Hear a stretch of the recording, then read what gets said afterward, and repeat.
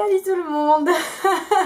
Oui, je sais, une revenante, je suis vraiment désolée. Salut tout le monde. Ça fait trop bizarre de le refaire. Salut tout le monde. Alors je suis... Je sais pas comment faire ce début, pourquoi quand on revient comme ça, que dire quand on revient comme ça après 2 mois d'absence. Je sais vraiment pas comment dire ça. Quel bordel. Je sais vraiment pas comment m'exprimer quoi. Bon, je pense qu'on va y aller simplement. Salut tout le monde. Alors je suis vraiment ravie de vous retrouver aujourd'hui et je suis aussi vraiment désolée pour mon inexcusable absence. Mais je vais tout vous expliquer. Je suis vraiment désolée. Je sais que la dernière fois j'avais dit oui, je vais mettre un nouveau rythme en place, je vais faire une vidéo par semaine, tout ça. Et ce fut un échec cuisant. Désolée, mais comme je vous l'avais dit en fait dans ma précédente vidéo, pour ceux qui se souviennent de moi, s'ils sont encore présents, coucou, merci de ne pas m'avoir lâché. J'ai commencé un stage au début du mois de mars, un stage qui est extrêmement intense et extrêmement prenant et que j'adore et que je vais poursuivre encore jusqu'à la fin du mois d'août, mais qui du coup me prend toutes mes journées. Donc voilà, ça c'est sûr que déjà ça enlève du temps pour faire des vidéos. Et surtout, j'ai eu pendant ces 2 mois d'absence, puisque je n'ai pas posté de vidéo depuis début avril il me semble, pendant ces 2 mois d'absence, un mémoire à faire. Et là, autant vous dire que nous sommes donc le mardi 7 juin, que j'ai rendu mon mémoire hier, et vous ne pouvez pas savoir à quel point je me sens libre et bien. Est-ce que j'ose ? Est-ce que j'ose pas? Libérée, délivrée, je ne mentirai plus jamais. Bon ok. Bref, tout ça pour dire que du coup je suis vraiment désolée de vous avoir complètement planté. Sachez que j'ai pensé pendant tout ce temps à ce jour où je pourrais me rasseoir et où je pourrais rallumer ma caméra pour vous reparler de mes lectures et pouvoir vous re-raconter des conneries pendant des heures. Non, peut-être pas des heures parce que là je pense que j'aurais pas grand monde sur ce coup là. En tout cas je suis vraiment ravie de vous retrouver. Je suis vraiment très contente d'avoir allumé ma caméra aussi, même si ça fait un petit peu bizarre.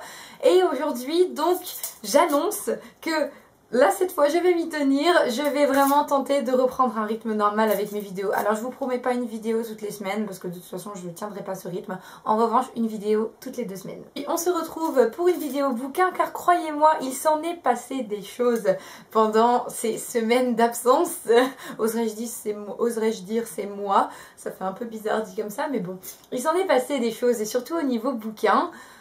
Donc c'est pour ça qu'aujourd'hui j'ai choisi de revenir avec un book haul. Je vais très prochainement vous proposer un bilan lecture ainsi qu'une nouvelle vidéo auteur thématique. Donc voilà pour le programme, surtout restez connectés. Au niveau de la beauté il y a également des choses qui vont arriver donc si ça vous intéresse, restez avec moi. Cette fois je ne vous abandonne pas, c'est promis. Voilà, donc aujourd'hui nous on se retrouve pour le book haul de mes mois de mars, avril, mai, juin. Voilà. Alors en sachant que en vérité j'ai beaucoup de livres à vous présenter. Donc je pense qu'on va y aller sans plus tarder et que je vais essayer de ne pas trop m'appesantir dessus histoire de ne pas vous endormir. Comptons donc le temps si vous voulez jusqu'à cette belle moitié du mois de mars 2016 où se tenait le salon du livre. Oui, clairement, la meuf arrive 2 mois après avec son book haul du salon du livre. Oui, bon, ça va, hein. À l'époque, j'avais prévu de vous le faire et j'ai pas eu le temps de le tourner, j'ai pas pu le mettre en ligne, et voilà. Mais vous savez ce qu'on dit, hein, mieux vaut tard que jamais. J'annonce donc que ce book haul va se décomposer en 3 parties. Voici donc la première. Alors, au salon du livre, j'ai fait un certain nombre d'acquisitions. J'ai eu la chance d'y aller pour l'inauguration et c'était vraiment génial. Par contre, j'ai rien acheté ce soir-là et j'ai tout acheté le samedi quand j'y suis retournée avec une amie et j'ai un peu craqué. Voilà. Premier craquage. Premier arrêt évidemment quand on est rentré dans le salon, donc qui ne s'appelle plus d'ailleurs salon du livre, qui s'appelle le Livre Paris maintenant. Premier arrêt quand je suis entrée dans le salon avec mon ami, c'était le stand d'Actes Sud. Actes Sud qui publie mon auteur favori, alias Wajdi Mouawad. Forcément, J'ai craqué. C'est une des dernières pièces qu'a publié Wajdi Mawad cette année. Celle-ci s'intitule Une chienne et c'est une réécriture du mythe de Phèdre. En sachant que cette pièce a été le support d'un spectacle que j'ai vu avec ma meilleure amie au mois d'avril au théâtre de l'Odéon. Phèdre, donc au pluriel, par Christophe Warliwoski, quelque chose comme ça, qui était donc une adaptation de la Phèdre de Mawad, de la Phèdre de Sarah Kane et de la réécriture du mythe de Phèdre par Coady. La pièce était vraiment pas mal, j'ai beaucoup aimé. Je vous en reparlerai très prochainement. Toujours est-il que je me suis procuré cette petite pièce sur le stand d'Actes Sud. J'ai pas encore pris le temps de la lire, en fait je voulais... C'est con mais je voulais pas la lire avant le spectacle et je pense que je préfère la redécouvrir en fait dans quelques mois. Ensuite, sur le stand du livre de poche, je me suis procuré le premier tome de la trilogie, il me semble, de Virginie Despentes, Vernon Subutex, donc qui est l'histoire d'un ancien disquaire qui est devenu SDF. Donc là c'est le premier tome, comme le dit la quatrième de couverture, qui est Vernon Subutex, une légende urbaine, un ange déchu, un disparu qui ne cesse de ressurgir, le détenteur d'un secret, le dernier témoin d'un monde révolu, l'ultime visage de notre comédie inhumaine, notre fantôme à tous. J'adore Virginie Despentes, je vous l'ai déjà dit quand je vous avais présenté King Kong Theory, donc j'ai très hâte de découvrir sa nouvelle saga. Ensuite, je me suis également procuré un livre de Delphine de Vigan que je n'avais pas lu qui s'appelle Les Jolis Garçons et qui est en fait l'histoire d'Emma qui connaît 3 hommes dans sa vie et c'est l'histoire de 3 rencontres différentes. Je sais que ce bouquin a pas mal plu aux gens que je connais qui l'ont lu, donc j'en attends pas mal aussi.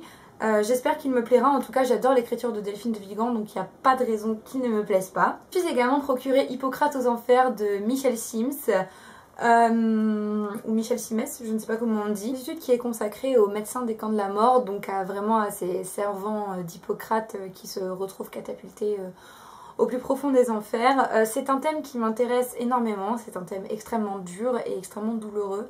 Mais c'est un thème qui m'intéresse énormément et j'ai un certain nombre de lectures sur ces questions-là.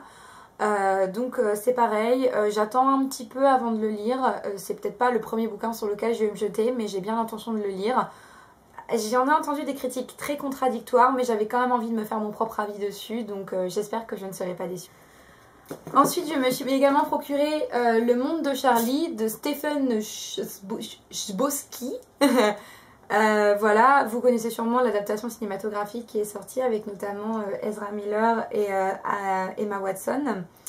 Je n'ai pas vu le film, je préfère lire le livre avant de regarder le film, mais toutes les personnes qui ont vu le film ont adoré. Il me semble qu'en anglais c'est The Perks of Being a Wallflower, quelque chose comme ça.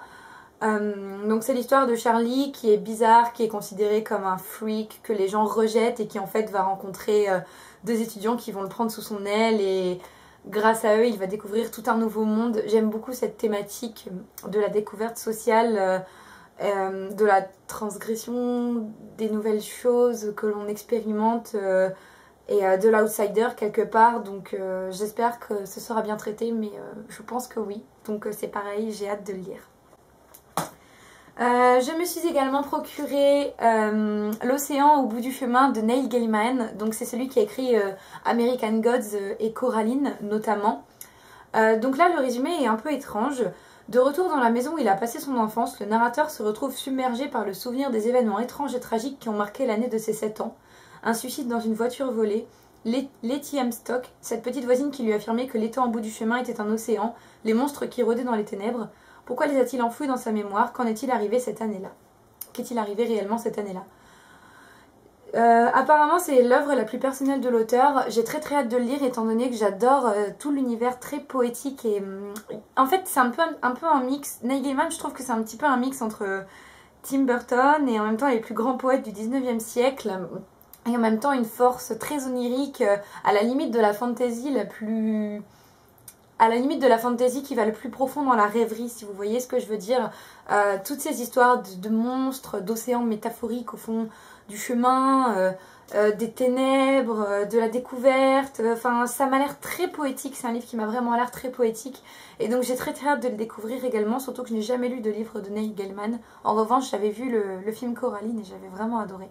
Je me suis également acheté Le Cirque des Rêves d'Erin Morgenstern. J'en entends beaucoup parler sur la booktubosphère. C'est l'histoire d'un cirque où deux jeunes illusionnistes, Celia et Marco, s'affrontent dans un combat magique depuis leur enfance. Ils sont adversaires, mais en même temps ils sont amoureux. J'en entends beaucoup de bien. J'espère que j'aimerai parce que franchement j'en attends beaucoup. J'aime beaucoup l'univers du cirque en fait et des fêtes foraines. C'est un univers qui m'a toujours fascinée. Donc j'espère que le livre sera bien écrit. J'espère aussi que l'ambiance sera prenante. J'ai vraiment très hâte de le découvrir également. Je me suis procuré L'Histoire secrète du monde de Jonathan Black. Donc c'est un livre qui révèle les lois mystérieuses qui sous-tendent l'histoire. Cela nous entraîne vraiment dans les mystères du monde avec Ovide, Léonard de Vinci, Newton, Washington. C'est... pour vous dire, en fait, ce livre, je l'ai un peu acheté sur un coup de tête, mais en sachant que ce sont des thématiques qui m'intéressent vraiment. Je sais pas trop comment expliquer ça, en fait. C'est...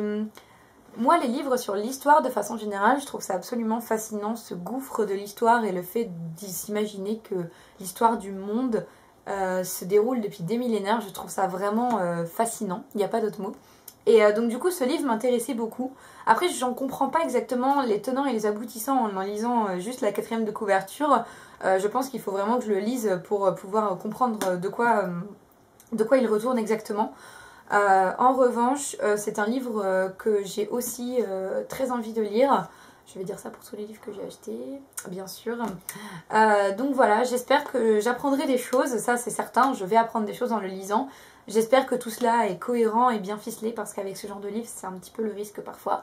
Mais bon, ça m'a l'air extrêmement prometteur, donc voilà. Et enfin, la dernière chose que je me suis achetée au salon du livre, c'est une BD. Donc c'est le premier tome du Chat du rabbin de Johann Sfar, qui est également célèbre pour avoir redessiné une adaptation en bande dessinée du Petit Prince. Donc là, c'est le premier tome, la Bar Mitzvah. Et c'est l'histoire du chat, d'un rabbin. Oui, bravo Hélène, qui un jour mange le perroquet du rabbin et qui se met à parler. Et à partir de là, le chat va décider de suivre les enseignements de son maître. J'adore les dessins, je les trouve vraiment magnifiques. Je trouve que ce chat est juste trop mignon en fait. Enfin, vraiment rien que sur la 4e de couverture, je le trouve vraiment adorable. Alors c'est des dessins qui vont pas plaire à tout le monde, mais c'est vraiment des dessins que je trouve vraiment magnifiques. Je suis très sensible au graphisme de Johann Sfar. Je ne l'ai pas encore lu, shame on me, j'ai juste lu les premières pages. Mais c'est vraiment le genre de lecture un petit peu bijou que j'attendais de pouvoir me faire tranquillement quand j'aurai terminé mon mémoire. Et c'est chose faite. Voilà, je n'ai plus qu'à me caler un soir avec ma petite BD et la savourer parce que j'adore les bandes dessinées. Mais le souci c'est que ça se lit vraiment trop vite. Donc du coup j'attendais vraiment, c'était vraiment ma petite lecture pépite que j'attendais de pouvoir déguster un soir. Alors voilà pour le salon du livre. Maintenant je vais vous présenter des livres que je me suis procurés entre temps. Un petit peu dans l'intermédiaire en fait entre le salon du livre et le 3e événement dont nous parlerons dans la fin de cette vidéo. Alors tout d'abord je me suis acheté le dernier Annie Ernaux, Mémoire de fille.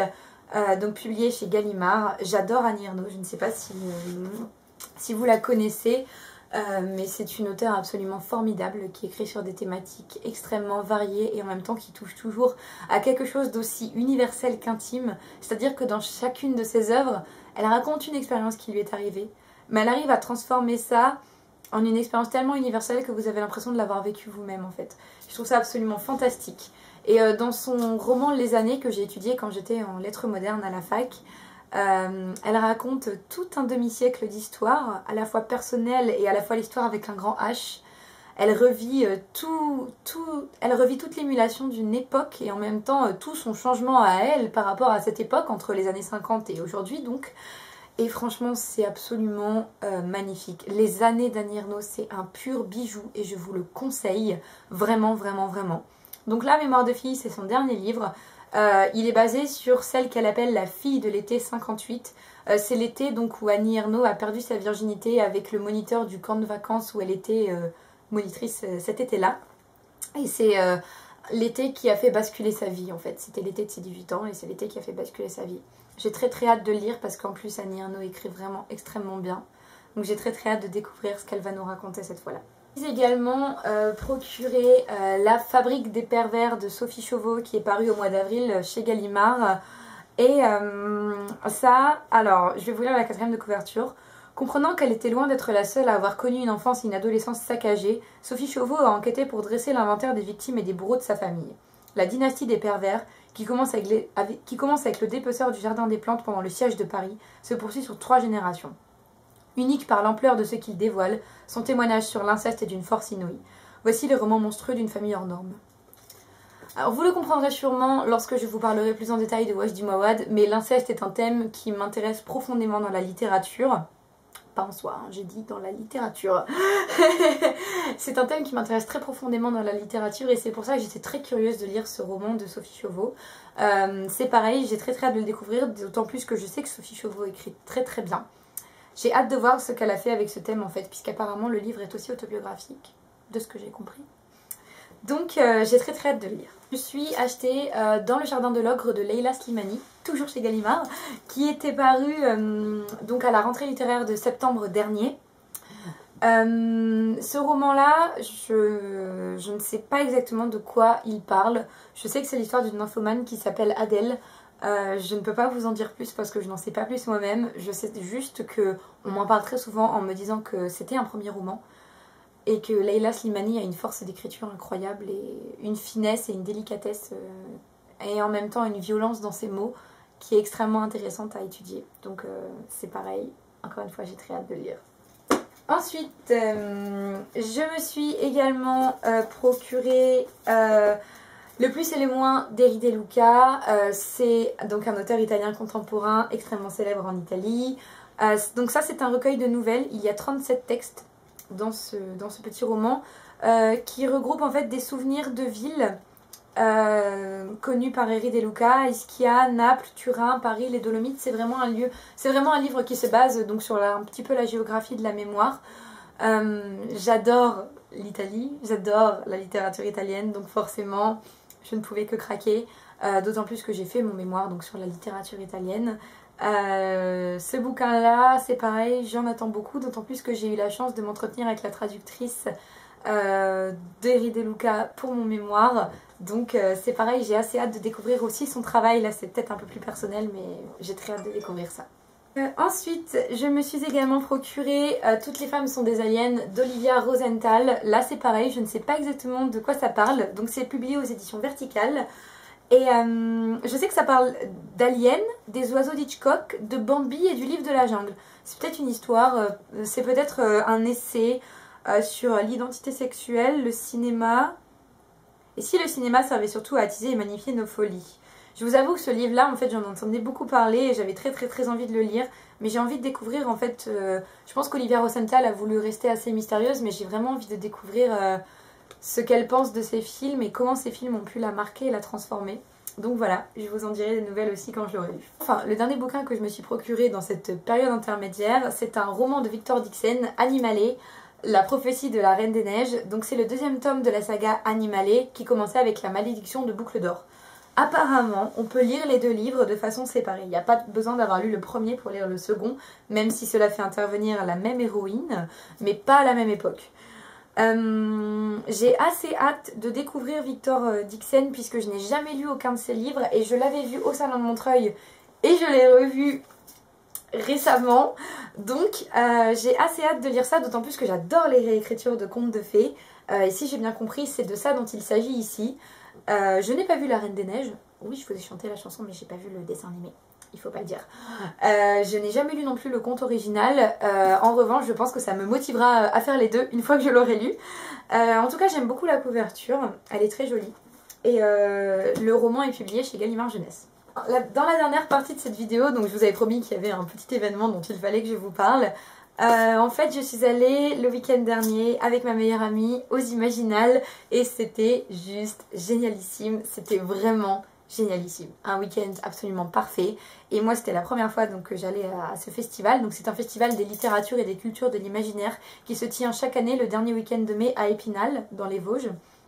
et c'était vraiment trop cool. Voilà, un week-end parfait. D'ailleurs, à toutes les personnes qui passeraient sur cette vidéo et que j'aurais vu ou qui seraient venues aux Imaginales, je vous fais plein de bisous parce que c'était vraiment super cool.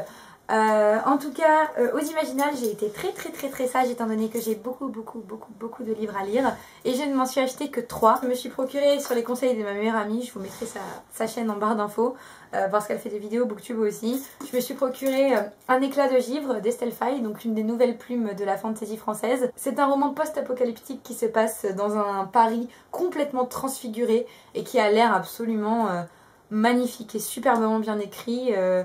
Maëlys a fait une vidéo dessus, si jamais vous voulez entendre son avis, je vous conseille d'aller l'écouter.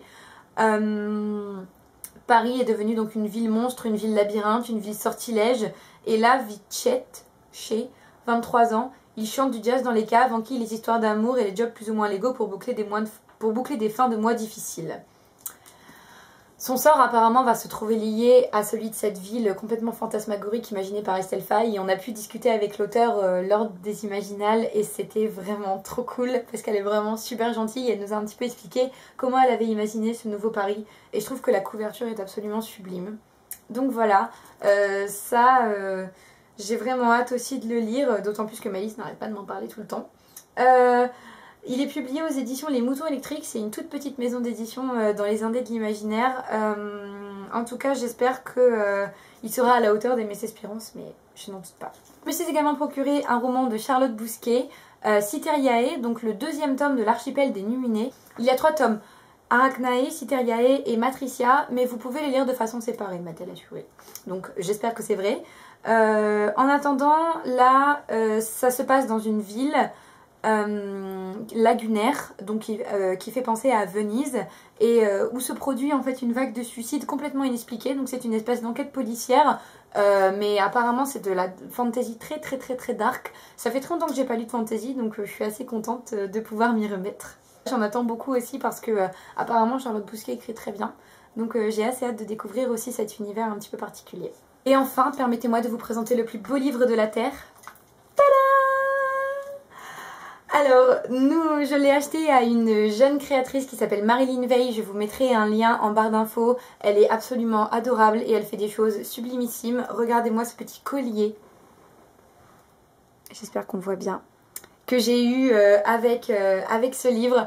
Elle est adorable. Elle dessine comme une déesse. Elle m'a fait la plus belle des dédicaces de la Terre. J'adore les renards. Son livre est absolument sublimissime sur les légendes et les sortilèges des renards. Elle a inventé des créatures, elle a une imagination débordante, ses dessins sont d'une finesse et d'une délicatesse, enfin le genre de personne absolument parfaite, et tout ce qu'elle fait, non mais s'il vous plaît, regardez-moi ça. Voilà, je pense que je vous reparlerai de ce livre une fois que j'aurai fini de le lire parce que je le savoure tellement, c'est tellement un petit bijou qu'il faudra que je vous en reparle, mais là je pouvais pas ne pas vous en parler aujourd'hui, il est absolument sublimissime et cette personne mérite d'être connue, Marilyn Veil. Donc c'est tout pour ce book haul. Je crois qu'il aura été un petit peu long, j'espère que ça ira quand même. En tout cas, moi j'étais ravie de vous retrouver aujourd'hui pour cette vidéo. Je vous promets, cette fois je ne vous abandonne pas, je n'en ai pas du tout envie. Je suis de retour et j'espère que donc les vidéos vous plairont. J'espère que cette vidéo vous a plu et j'espère que les autres vous plairont aussi. En attendant, je vous fais plein de bisous, je vous souhaite une bonne journée, une bonne soirée et à bientôt.